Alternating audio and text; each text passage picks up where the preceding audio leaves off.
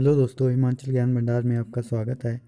तो फ्रेंड, ये नोटिफिकेशन आई है कर्मचारी राज्य बीमा निगम द्वारा, एम्प्लॉय स्टेट इंश्योरेंस कॉरपोरेशन द्वारा। इसमें कुछ रिक्रूटमेंट निकाली गई है। ईएसआई द्वारा न्यू रिक्रूटमेंट निकाली गई है, उसको लेके हम बात करेंगे कि किस तरह की रिक्रूटमेंट है, किस तरह की पोस्टें हैं और अलग अलग स्टेट वाइज ये रिक्रूटमेंट निकाली गई है। हम इस वीडियो में बात करेंगे हिमाचल प्रदेश में जो रिक्रूटमेंट निकाली गई है, जो न्यू पोस्टें हैं उसको लेकर हम बात करेंगे। तो चलो स्टार्ट करते हैं। तो ये आपकी पोस्टें हैं, एक है यूडीसी की और एक है मल्टीटास्किंग स्टाफ की। एमटीएस और यूडीसी की अपर डिवीज़न क्लर्क की और मल्टीटास्किंग स्टाफ की ये वैकेंसीज़ है। डिटेल और वैकेंसी की बात कर लेते हैं कि कितनी कितनी वैकेंसीज़ है इसमें। तो अनरिजर्व्ड की यूडीएस में 16 है, एससी की 4 है, एसटी की 1 पोस्ट है, ओबीसी की 6 है, ईडब्ल्यूएस की 2। इस तरह से टोटल 29 पोस्टें हैं यूडीएस के यूडीसी की।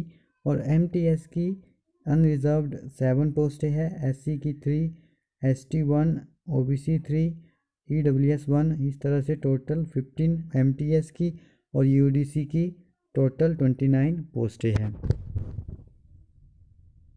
और पीडब्ल्यूडी की बात की जाए तो कैटेगरी ए, कैटेगरी बी, जैसे कि यहाँ पर लिखा भी हुआ है इस तरह से 1 पोस्टें है, कैटेगरी बी में 1 है, कैटेगरी सी में कोई पोस्ट नहीं है और कैटेगरी डी ई में 1 पोस्ट है एमटीएस की। तो इस तरह से एक्स सर्विसमैन की 2 पोस्टें हैं यूडीसी की और एमटीएस की 1 पोस्ट है।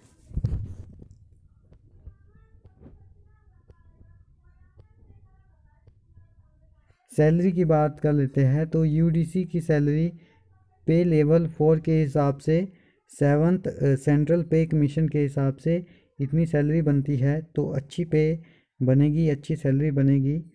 और एमटीएस की बात करते हैं तो पे लेवल 1 के हिसाब से 7th पे कमीशन के हिसाब से सैलरी इतनी बन रही है। क्वालिफिकेशन की बात कर लेते हैं तो यूडीसी के लिए डिग्री होनी चाहिए किसी भी रिकॉग्नाइज यूनिवर्सिटी से और साथ ही साथ आपको वर्किंग नॉलेज होना चाहिए कंप्यूटर का और use of office sites database का आपको नॉलेज होना चाहिए।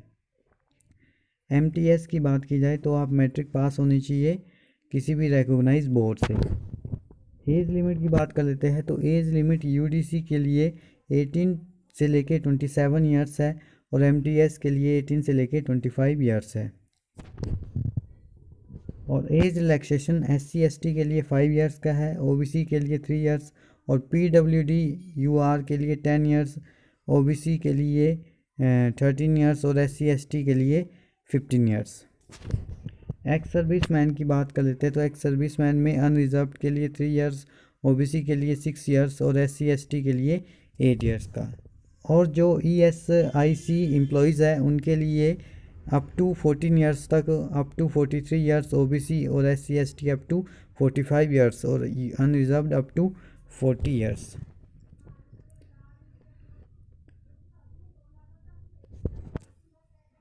और कब तक आप फॉर्म को फिलअप कर सकते हैं तो इसकी लास्ट डेट है 15 फरवरी 2022 तक आप फॉर्म को फिलअप कर सकते हैं। यहाँ पर पॉइंट्स लिखे हुए हैं कि किस तरह से कितना फ़ोटोग्राफ चाहिए, सिग्नेचर, लेफ्ट थंब इम्प्रेशन वगैरह। तो ये आप खुद पढ़ लेना है आपने। Signature in capital letter will not be accepted, इस तरह से पॉइंट को आपने अच्छे से पढ़ लेना है, फिर ये आपने फॉर्म को अप्लाई करना है।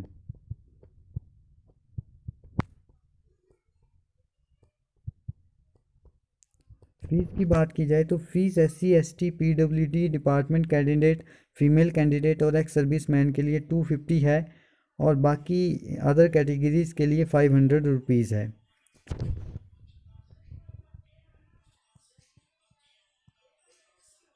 बाकी जितनी भी डिटेल लिखी हुई है आपने उसको देखते रहना है और साथ में पढ़ लेना है उसको ध्यान से, ताकि जब भी आप फॉर्म को फिलअप करें तो उसमें कोई गलती ना हो। जैसे कि लेफ़्ट थंब किस तरह से, फाइल साइज़ कितनी होनी चाहिए, फाइल टाइप कौन सा होना चाहिए, dimensions etcetera, hand written declaration किस तरह से होनी चाहिए, उसमें किस तरह से लिखना है, एग्जेट्रा एग्जेट्रा आपने यहाँ से अच्छे से पढ़ लेना है।